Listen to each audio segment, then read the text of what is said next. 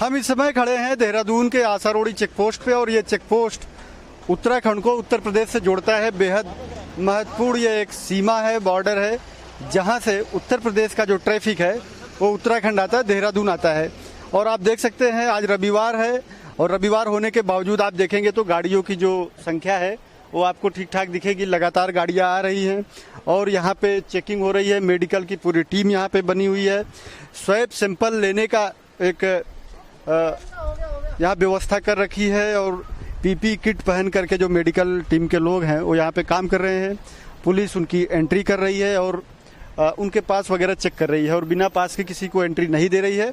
देहरादून में लगातार इसके केसेस बढ़ रहे हैं और पूरे उत्तराखंड में एक तरह से कोरोना विस्फोट की तरह हो रहा है और सिर्फ 2 दिन में संख्या 100 से अधिक हो गई है। और अभी टोटल संख्या की बात करें तो 256 से अधिक की संख्या हो चुकी है अभी तक। और आज देहरादून में महंत इंद्रेश अस्पताल में एक पॉजिटिव पाई गई महिला की मौत भी हुई है। हालांकि उनकी मौत का जो कारण है वह उनको ब्रेन हेमरेज या ब्रेन अटैक की बात बताई जा रही है, लेकिन वो पहले भी पॉजिटिव थी। उनके परिवार को क्वारंटाइन कर दिया गया है। तो आपको मैं दिखाना चाहूँगा कि किस तरह से यहाँ सोशल डिस्टेंसिंग मेंटेन करने के लिए जो गोल घेरे बनाए गए हैं और लोग सोशल डिस्टेंसिंग का पालन भी कर रहे हैं।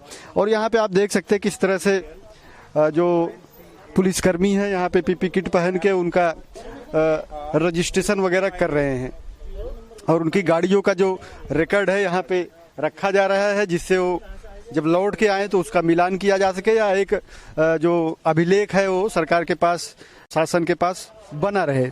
इसी तरह से आप देख सकते हैं इधर भी सोशल डिस्टेंसिंग का पूरा ध्यान रखते हुए व्यवस्था की गई है। और यहाँ भी जो मेडिकल टीम है आप देख सकते हैं थर्मल स्कैनिंग का जो इंस्ट्रूमेंट है वो पड़ा हुआ है और इसे थर्मल स्कैन करते हैं। ये स्वास्थ्य विभाग के लोग हैं।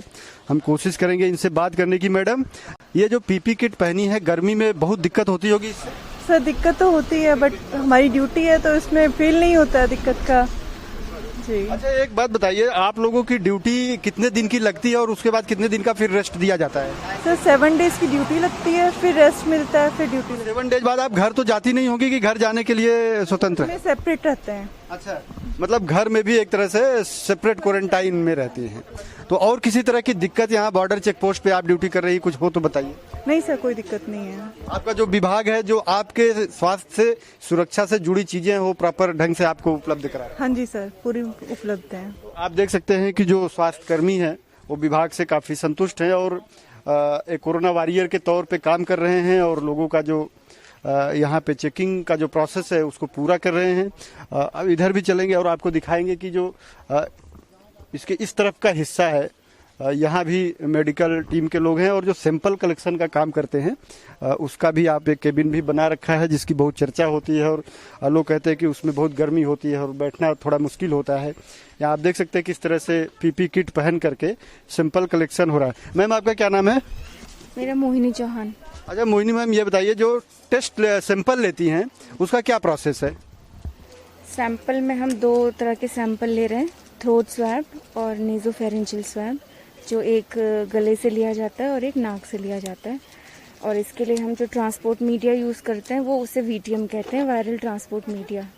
तो उसमें ही हम ये दोनों सैंपल को कलेक्ट करके रखते हैं और उसके बाद इनको आगे भेजते हैं टेस्टिंग के लिए।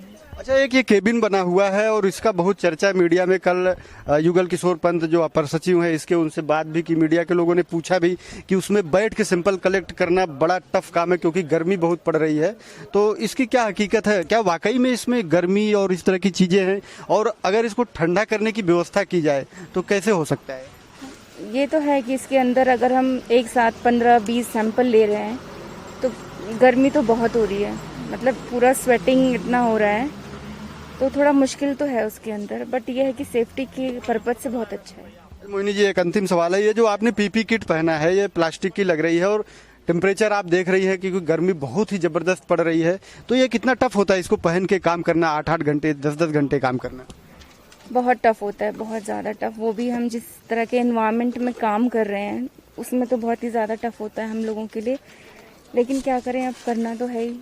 अच्छा, जब आपके घर वालों की क्या प्रतिक्रिया होती है, आप ऐसे माहौल में जब काम कर रही हैं और एक बेहद हाई रिस्क जिसे बोले उसके दायरे में रह करके काम करें, तो घर वालों की क्या फीलिंग्स होती है आपके लिए? घर वाले थोड़ा परेशान भी होते हैं, डरते भी हैं हमारी सेफ्टी को लेकर, लेकिन एक तरफ से उन्हें अच्छा भी लगता है, मोटिवेट भी करते हैं कि हाँ भाई आपको करना चाहिए ये सब।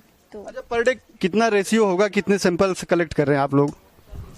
हमारे 40 to 50 हो जाते हैं। कभी अगर कम लोग आ रहे हैं तो 30, अदरवाइज 40। जैसे आज अभी हमारा 42 के अराउंड कलेक्शन हुआ है। ठीक है, हमसे बात करने के लिए धन्यवाद। धन्यवाद। तो आपने देखा कि जो कोरोना वॉरियर्स हैं, जो हेल्थ के कर्मी हैं, किस माहौल में कितने रिस्क के दायरे में रह करके काम कर रहे हैं, बावजूद इसके उनके हौसले बुलंद हैं इस बीमारी से लड़ने के लिए, मानवता के लिए कुछ करने के लिए। और शायद इन्हीं के जो हौसले हैं वो देश के हौसले हैं, और इसीलिए आज देश की पूरी दुनिया में चर्चा हो रही है कि इस बीमारी से जिस तरह से हिंदुस्तान लड़ रहा है, अच्छे अच्छे जो अपने आप को महाशक्ति कहते हैं, जिन्हें दुनिया भी महाशक्ति मानती है, उन देशों में ऐसे हौसले नहीं थे, शायद इसीलिए आज वो घुटने टेक दिए हैं। तो जो ये वॉरियर्स हैं हमारे लिए जिस तरह से काम कर रहे हैं, तो हम एक उम्मीद जगती है कि जब ऐसे लोग हैं तो जाहिर सी बात है हम मिल करके बड़ी सी बड़ी बीमारी और महामारी को हरा सकते हैं।